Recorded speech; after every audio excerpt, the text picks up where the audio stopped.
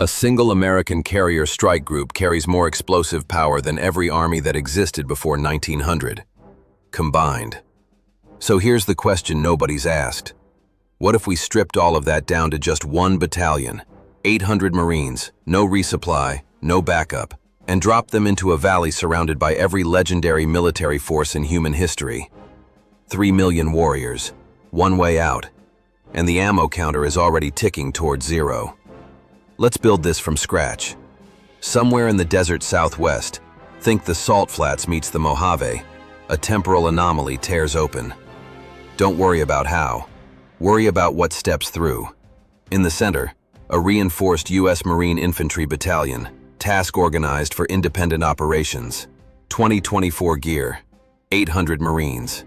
A platoon of M1A2 Abrams SEP V4 main battle tanks. A battery of M777 towed howitzers with Excalibur GPS-guided rounds.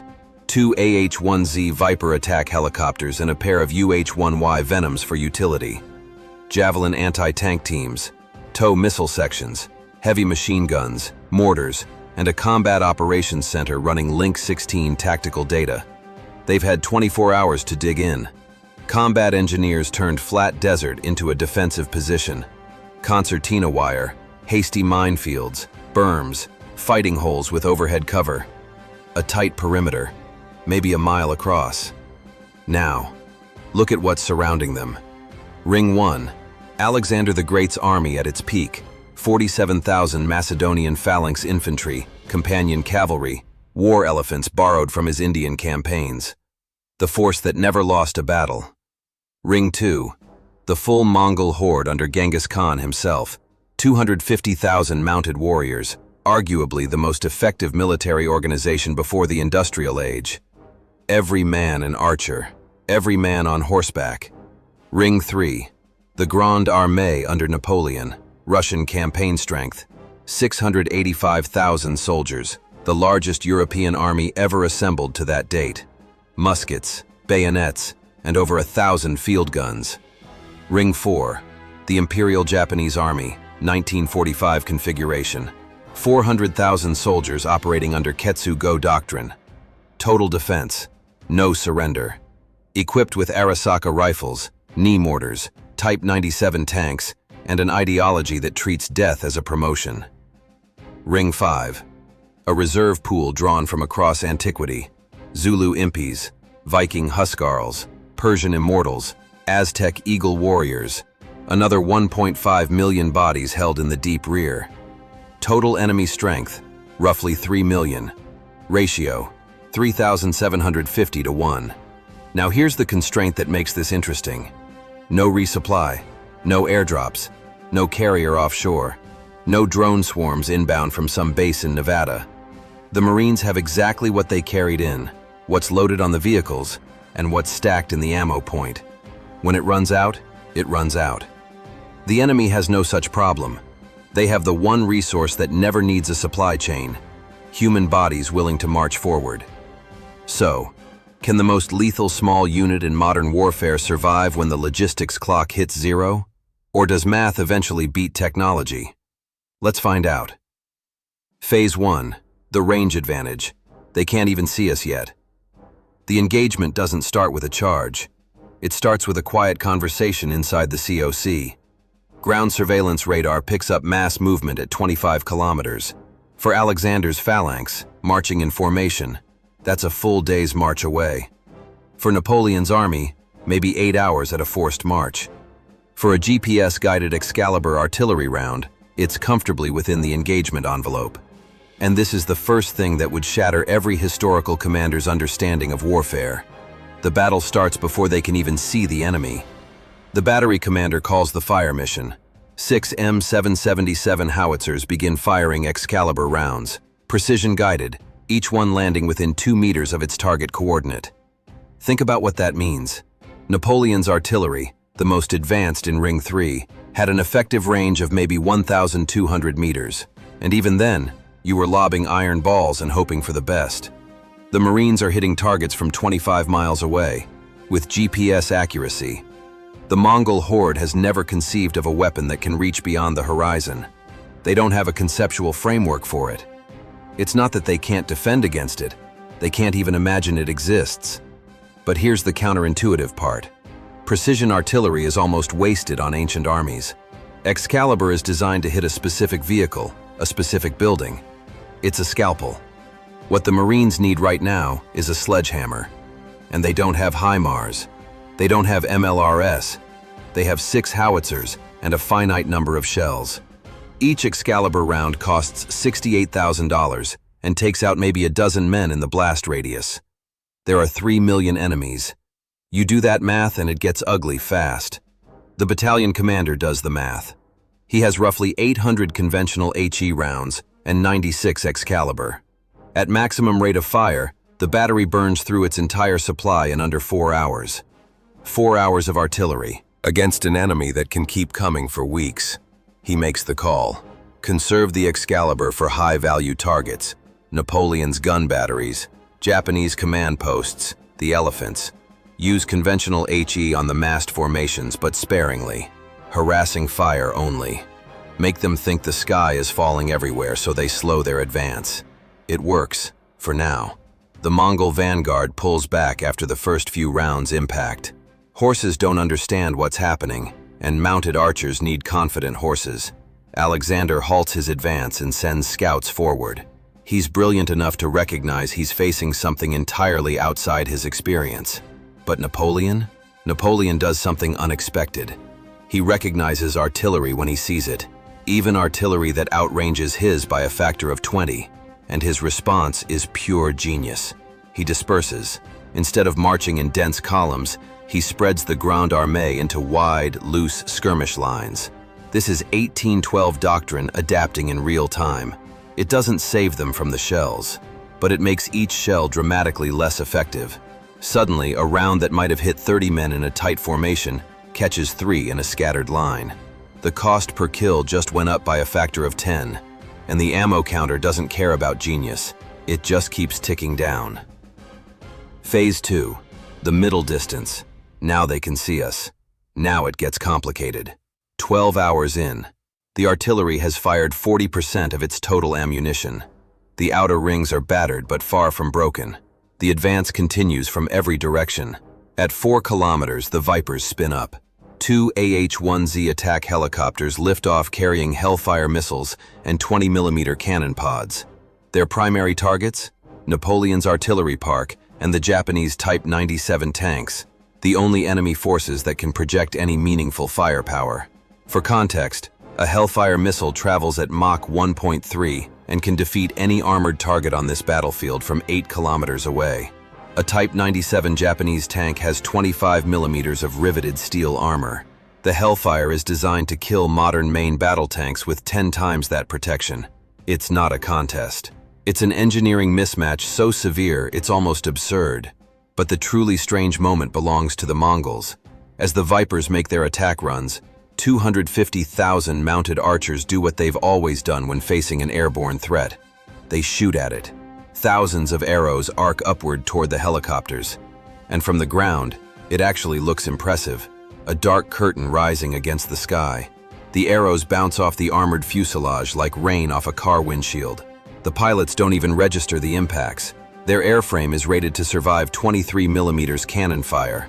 A wooden arrow with a forged iron tip, arriving at terminal velocity after a parabolic arc, delivers roughly the same energy as a firm handshake. The Vipers make 3 gun runs, expend their Hellfires, and return to rearm. Total time on station, 22 minutes. In those 22 minutes, they've eliminated Napoleon's entire artillery capability and every Japanese tank within visual range. But, and here's where assumptions start to flip, the helicopters have burned through a significant portion of their ordnance. They have enough for maybe 2 more full sorties. After that, they're expensive lawn ornaments. And there's something else, something the Marine commander didn't expect. The Japanese infantry doesn't break. Every other historical force on this field has shown some degree of shock, hesitation, or retreat when facing weapons beyond their comprehension. The Mongols pulled back. Alexander paused. Napoleon adapted. The Japanese soldiers of 1945 keep marching forward, into the artillery, past the burning tanks, directly toward the wire. Their doctrine isn't based on rational calculation of survival odds. It's based on something the Marine tactical model has trouble accounting for: a total, culturally embedded willingness to die. They're not brave the way a Medal of Honor recipient is brave, overcoming fear for a purpose. They've transcended fear entirely. It's been trained out of them and replaced with something closer to religious conviction. This matters because modern defense planning assumes that sufficient casualties will cause any rational force to stop attacking. The Japanese Army of 1945 is not a rational force by that definition. The Marines are about to learn what happens when the kill ratio is irrelevant because the enemy doesn't count their losses. Phase 3. The Wire. This is where technology starts losing its margin. Day 2. The outer perimeter looks like a museum of military history, if that museum had been hit by a tornado. Equipment from every era lies scattered and wrecked across kilometers of desert. But the rings have compressed. The surviving forces, driven forward by the sheer pressure of 3 million bodies behind them, have reached the minefields. Claymore mines, designed to project 700 steel balls in a 60-degree arc, scythe through them. First wave. Incredibly effective, also incredibly finite. Each claymore is a one-use device. The Marines have emplaced maybe 300 of them across the perimeter. 300 claymores. 3 million enemies. The Abrams tanks now engage at close range. A 120mm smoothbore cannon firing sabot rounds at Mach 5. Against a Macedonian phalanx, the effect is hard to even describe in proportional terms. The tank can fire, reload with its autoloader-assisted system, and fire again every 6 seconds. No armor on this battlefield. Not Alexander's bronze, not Napoleon's steel cuirass, not even the Japanese tank armor offers meaningful resistance. But the Abrams carries 42 main gun rounds. That's it, 42. At the current rate of engagement, each tank will be dry in under an hour. The 50 caliber machine guns on the tanks and the M240s on the fighting positions are doing the bulk of the work now. And here's a comparison that reframes everything. An M240 machine gun fires 950 rounds per minute. A Mongol horse archer, one of the fastest ranged combatants in pre-modern warfare, can lose about 12 arrows per minute. One Marine machine gun team matches the ranged output of roughly 80 Mongol archers. But the M240 has a barrel life of about 10,000 rounds before it needs to be swapped. At sustained rate, that's around 10 minutes. The Marines have spare barrels, but they don't have infinite spare barrels. And when the guns go down, they go down.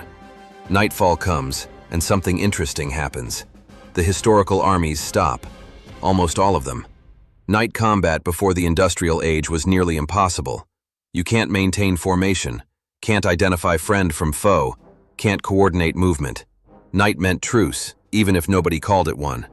The Marines have thermal optics, night vision, IR laser designators. For the modern force, darkness isn't a limitation, it's a force multiplier. A 4-man scout sniper team slips outside the wire with suppressed M110 rifles and thermal scopes. From their perspective, every campfire in the enemy camp is a spotlight illuminating dozens of targets. The historical soldiers have no concept of being observed at night from a distance. They sit around fires because that's what soldiers have done for 10,000 years. The sniper teams begin systematically targeting leadership. In every pre-modern army, command and control depends on the physical presence of specific individuals. Remove a Roman centurion and his century loses coherence. Remove a Mongol Tumen commander, and 10,000 riders lose their coordination.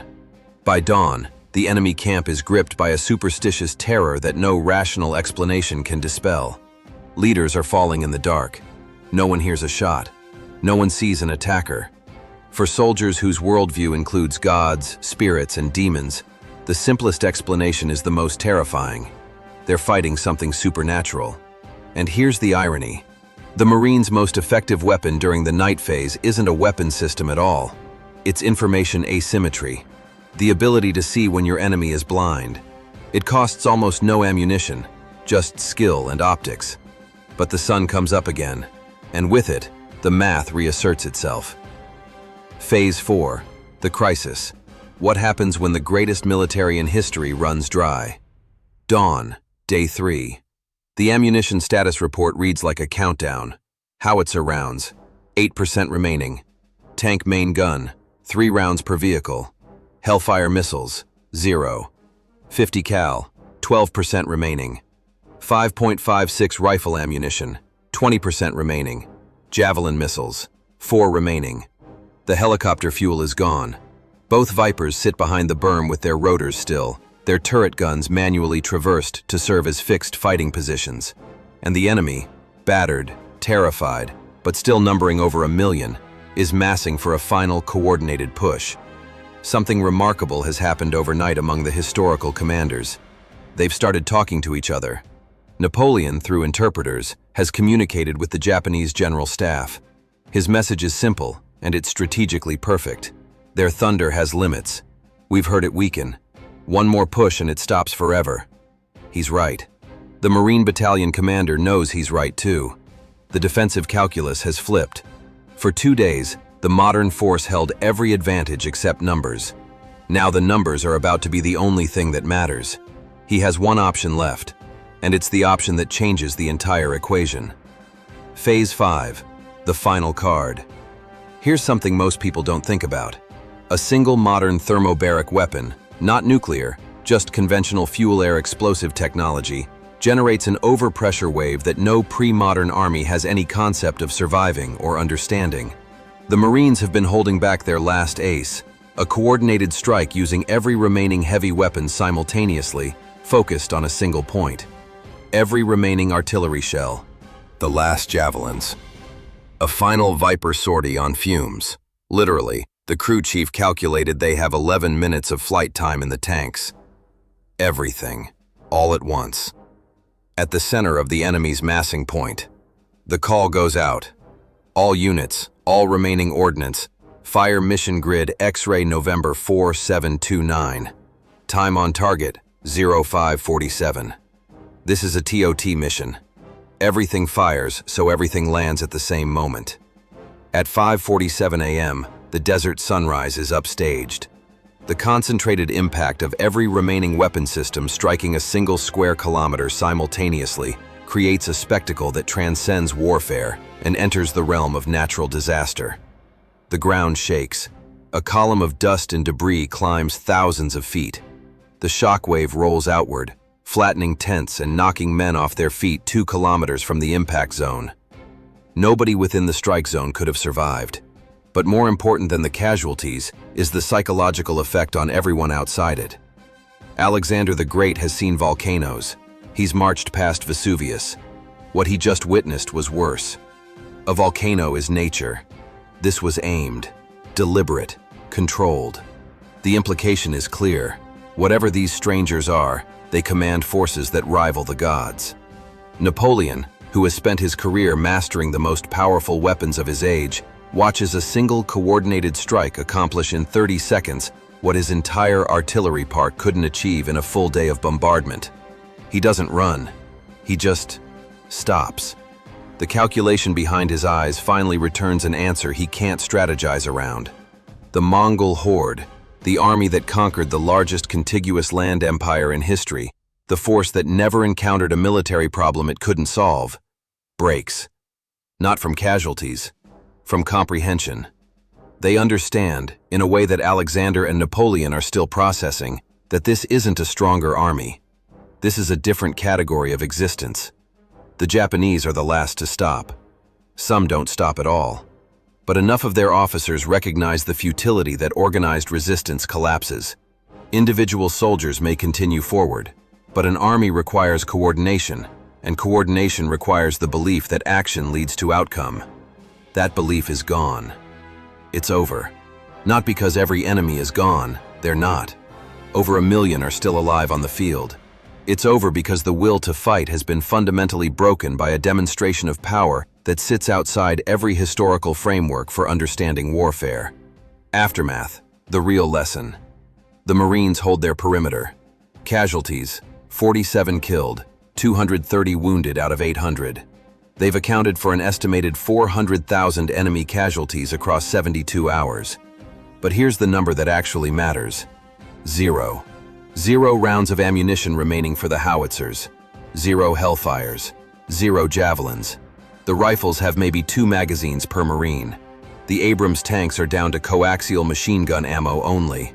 If the enemy had kept coming for 1 more hour, just 1, the Marines would have been fighting with bayonets, e-tools, and whatever rocks they could find.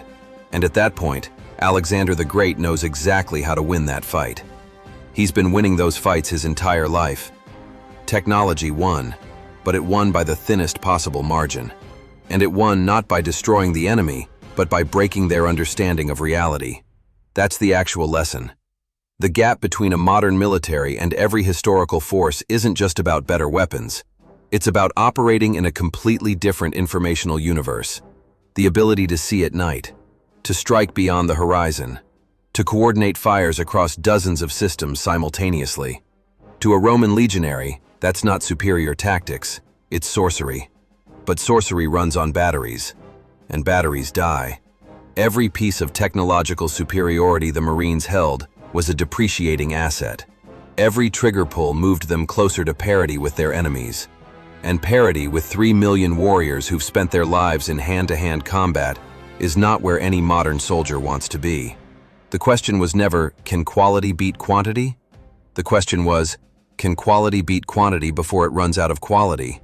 The answer, it turns out, is barely.